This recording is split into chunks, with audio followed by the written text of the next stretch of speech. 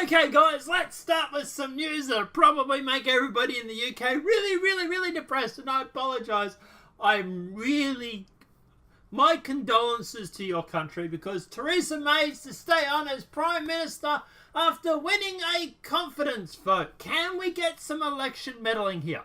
I'm sorry, how did this girl still manage to win the... No... It's rigged, I swear. But let's jump into it. That all the Tories are so disconnected from their base. Actually, that probably makes a lot more sense. Let's jump into the article. Tories MPs have backed Theresa May because there's nothing like backing a dead horse to stay after a no confidence vote was triggered, which closed at 8 p.m. before the results were announced shortly after. The PM won the no confidence vote by Conservative MPs by 200 to 117 votes, with a majority of 83. Okay, look, obviously it's great the fact that 117 people think that she's not confident, or that she's incompetent, sorry. But how do you still manage to pull 200 people to vote for you? Look, election rigging, I swear, that's all this is. This is... That or they're disconnected. It's probably disconnected, but let's jump into it. She has, however, announced that she still will step down after Brexit, because there's nothing like screwing over your party first before you leave, in an emotional last-minute appeal to MPs, telling them she will not lead the party into the next scheduled election in 2022, but does want to stay on to deliver her Brexit deal, because that way she can really give it to them right up the arse before she bails out, like our own Malcolm Turnbull. And let's face it, that's what he did, right? He really bent the party over and ran him up the arse with an elephant-sized dick before leaving. And that's what she's going to do. Mark my words. And I'm sorry for the visual image there of an elephant-sized dick, but yeah. In the lead-up to this evening vote, May was firm that she stood ready to finish the job, okay, and was contested that the vote was everything I have got, explaining that she believes the introduction of a new Prime Minister would mean scrapping or extending Article 50 and therefore delaying or even stopping Brexit. So that's what she said. Okay, that's how she got the votes. People are too afraid to kick her out because they are worried that at the end of the day, Brexit won't go through. So, better the devil we know than the one we don't know, you know, but anyway. In her statement before the vote took place, which was delivered early this morning, she said a leadership election would not change the fundamentals of the negotiation or the parliamentary arithmetic. I'm mispronouncing that word. Weeks spent tearing ourselves apart will only create more division, just as we should be standing together to serve our country. But you're not doing that, are you? You're not standing there to serve your country. You're not even serving your people. You're serving the EU, and that's how a lot of people are seeing this. But regardless, none of that would be in the nation's interest. You stop talking about a nation's interest, okay, May, because you don't have it. But moving along. May continued to say that she was making headway in her talks with the EU leaders and promised to deliver on the reform vote and seize the opportunities that laid ahead. She also said the Conservatives had to deliver the Brexit people voted for and build a country that works for everyone. I have devoted myself unsurprisingly to these tasks ever since I became Prime Minister, and I stand ready to finish the job, she added.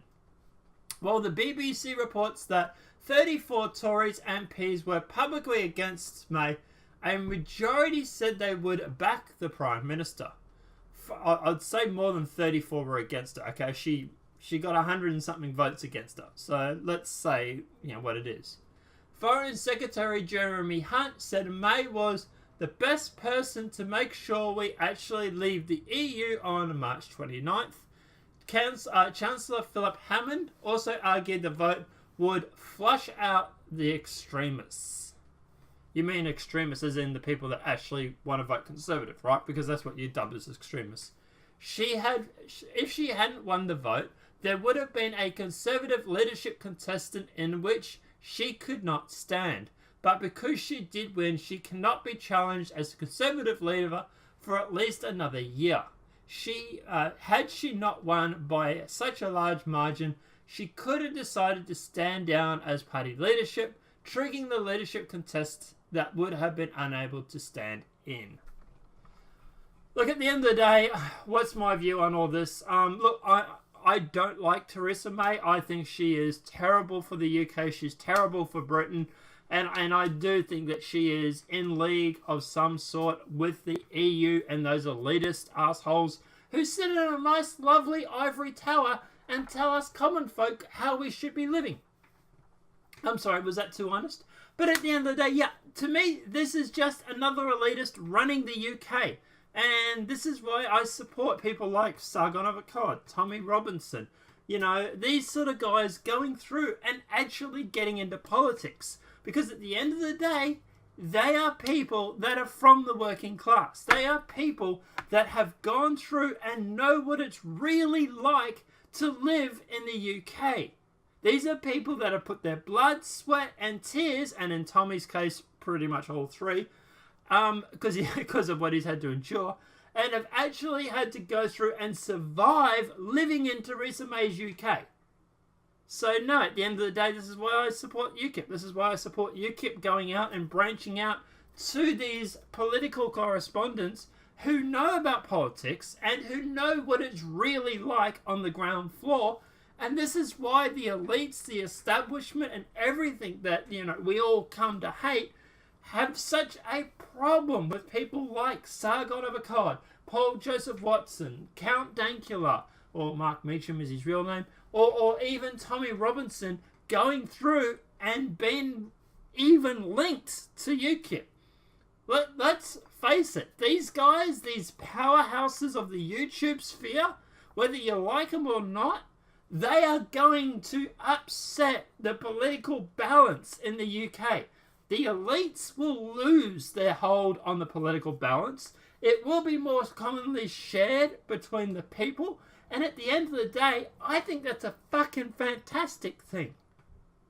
I really look forward to the day where the people actually support and run their own country. Or at least have a say in their own country. And not some ivory tower bitch like Theresa May who wouldn't know working class if it came up and begged for $5 out of her wallet. But that's my view on all this. Guys, let me know what your thoughts are in the comment section below. Do you think that this is absolutely ridiculous, the fact that she survived? Do you think at the end of the day she needs to go? Are you happy that Theresa May stayed? Do you think she'll do a good job when it comes to Brexit? I'd like to see someone try and make that argument. Or do you think that the fact that she's only there at the moment because of Brexit, that if at the end of the day she had have lost this, we could have got someone who cancelled Brexit or postponed it even more than it already has? So you're sort of glad that she's still there at the moment, even though you know that she's a complete clusterfuck. You know, better the devil we know that's going to give us something with Brexit than the one we don't know who might flip the table and go and make us go through and revote. Let us know what your thoughts are in the comment section below. If this video has been helpful, please smack a like. If you're new to the channel, welcome and subscribe. Apart from that, guys, I'll see you in the next demonetized video from YouTube. Have a great day and enjoy.